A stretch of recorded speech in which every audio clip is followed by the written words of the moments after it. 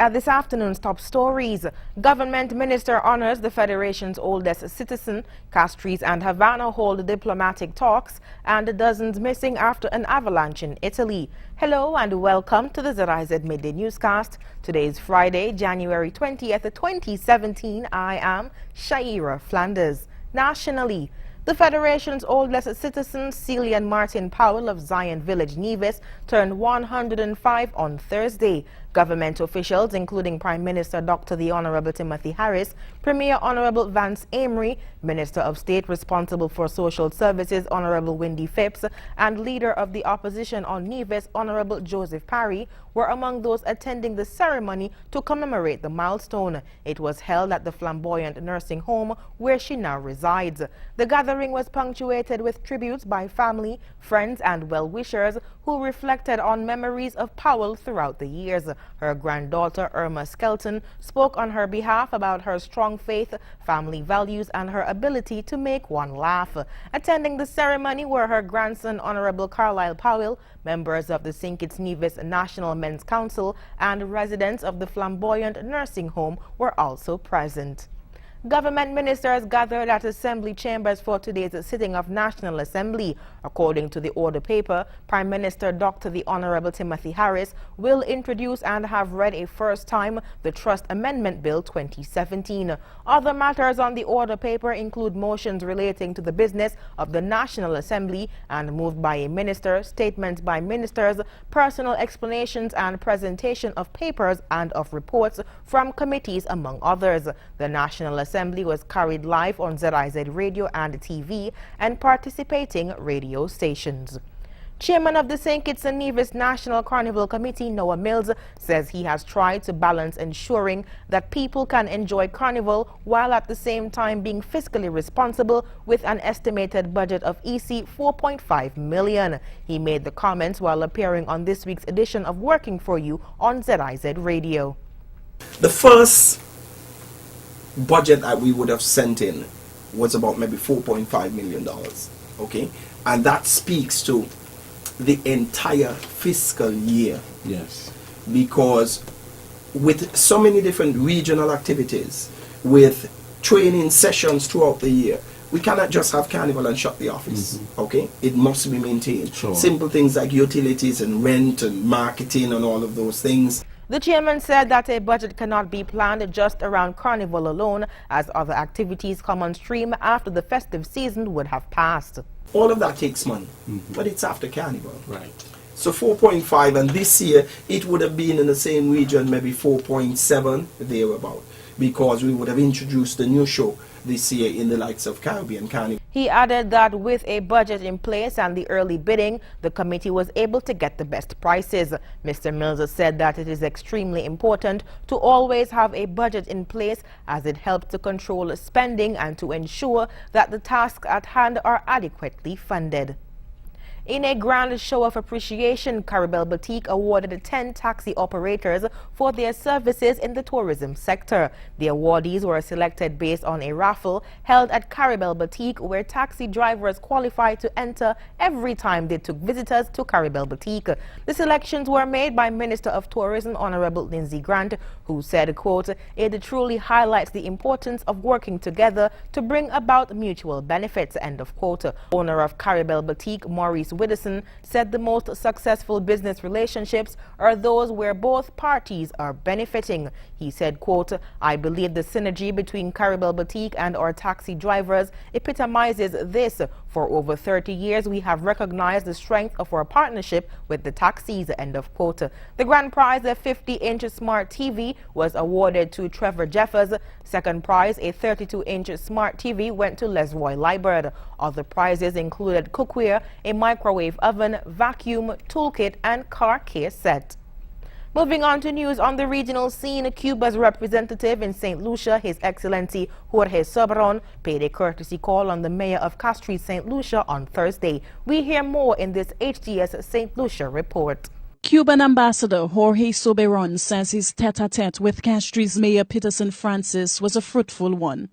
Ambassador Soberon discussed areas of cooperation with the mayor and members of the Castries City Council. He says the goal is to build on the solid foundation of mutual support and understanding between his country and St. Lucia, while strengthening linkages between Havana and Castries. Of course, we are happy to continue to make a modest contribution to our friendship and to the people of St. Lucia here when it comes to supporting in the areas of healthcare and in other areas, you know, also that we support also in the area of sports and other areas that have a social impact and when it comes to development of the skills of the people. Castries Mayor Peterson Francis says Cuba's contribution to St. Lucia is expansive. He expressed his hope for twinning between Castries and Havana that could result in greater collaboration, particularly in healthcare. So we're looking because in our work we deal with a lot of sanitation workers, people who are basically in the gutters and, you know, cleaning and these things, and we know that. So we're going to see how we could get some help in as far as medical is concerned to these people because they are doing a tremendous job too. So, as you said, Ambassador, I'm very happy that you're here, and Cuba is a place that I look up to. It's an inspiration to me. So that's why I'm at the council, and when I'm putting my head to move forward to do things better for the people of the city of Castries, that is where I'm going. And your country has been a very great inspiration to me. Mayor Francis says Castries stands ready to take its relations with Havana to a new level. He is hoping that this week's talks will result in the establishment of official relations between the two cities. Police in Barbados are investigating an accident involving a car and van that left a 65-year-old man injured. We hear more in this Nation News Barbados report. One driver was injured when a car and a van collided along Edie Village at its junction with Frere Pilgrim Christchurch on Wednesday evening. The car was driven by 20-year-old Kamaria Denny of Breezy Hill St. Philip, while 65-year-old Ralph Linton of Rockdundore Park St. Michael drove the van. Mr. Linton complained of pain to his chest and feet and was transported to the Queen Elizabeth Hospital by ambulance. Miss Denny was unhurt. Police are investigating.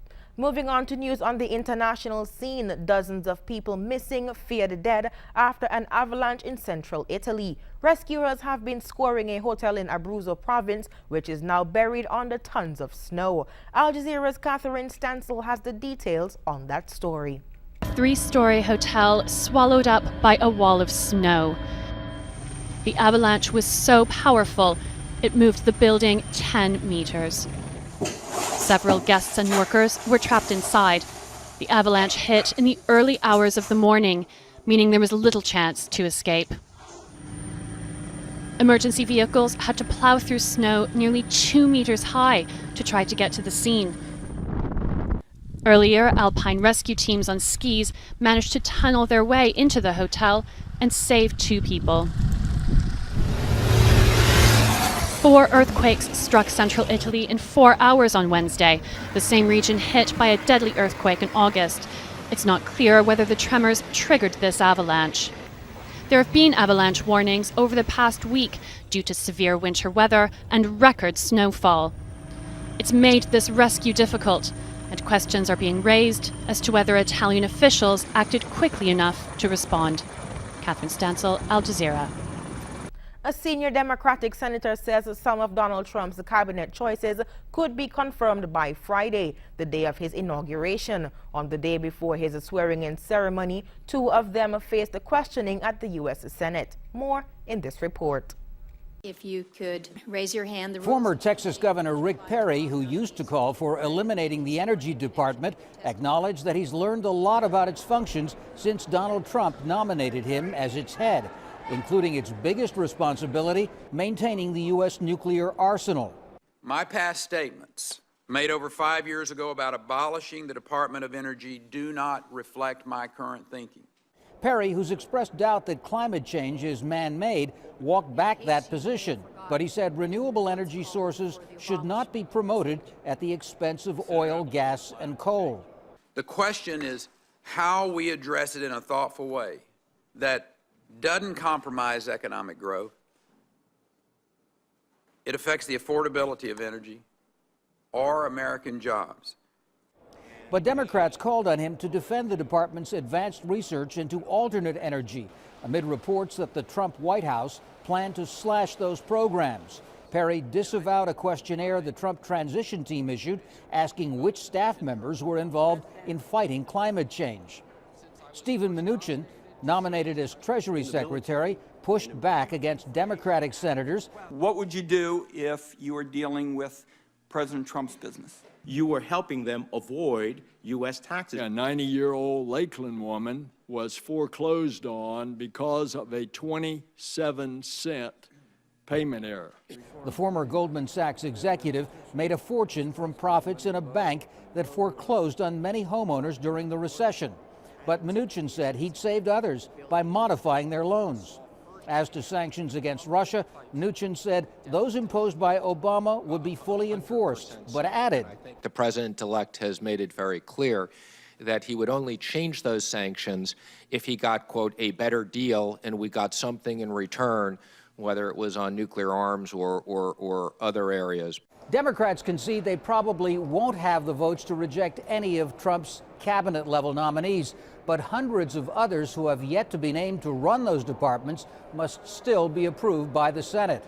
Tom Ackerman, Al Jazeera, Washington. And now for the weather. Present weather is fair. Temperatures today will peak at 69 degrees Fahrenheit. Sea levels are slight to moderate with heights not exceeding 4 feet. The weather forecast for today predicts mostly sunny skies with a slight chance of showers. Tonight will be mostly clear and cool with a slight chance of showers. Sunset today will be at 6:01 p.m. and the sunrise tomorrow will be at 6:34 a.m. That brings us to the end of the ZIZ Midday Newscast. Join us this evening for these stories and more in detail. Thank you so much for tuning in. I am Shaira Flanders. Have a good one.